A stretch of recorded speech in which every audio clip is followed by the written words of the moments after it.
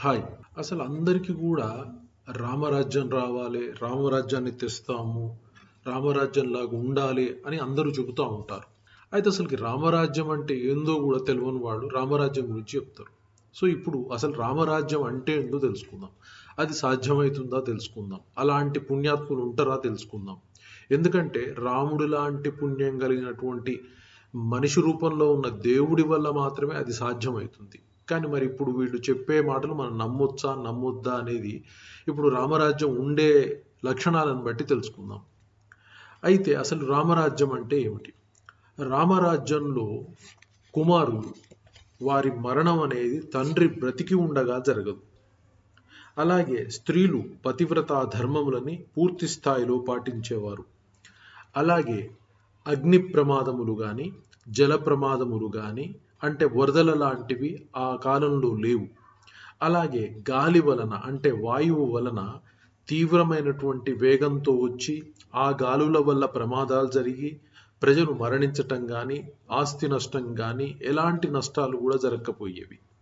అలాగే జ్వరములు వ్యాధులు అంటే ఎలాంటి రోగాలు కూడా ప్రజలకు వచ్చేవి కావు.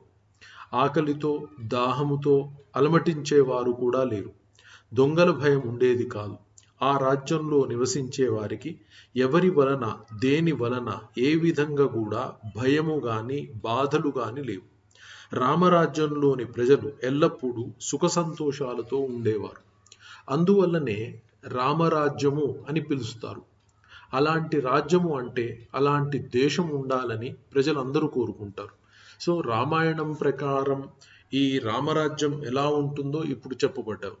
సో ఈ లక్షణాలు మరి ఇప్పుడున్న రాజులకు ఉన్నాయా లేవా అనేది మీరు ఆలోచించండి. రామరాజ్యం అంటే పూర్తి స్థాయిలో ఒక మనిషి లేదా మనుషుల సమూహం ఆనందంగా సుఖంగా ఎలాంటి కష్టము లేకుండా జీవించే ప్రజలుండే ప్రాంతము.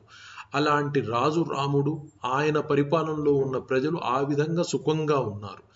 సో అందువల్లనే ఆ రాజ్యాన్ని రామరాజ్యం అని పిలిచారు. మరి ఇప్పుడు అది సాధ్యమవుతుందా? రాముడి లాంటి రాజులు ఉన్నారా? అలా లక్షణాలు ఉన్నాయా అనేది ప్రజలు నిర్ణయించుకోవాల్సిన అవసరం ఉంది. Thank you very much.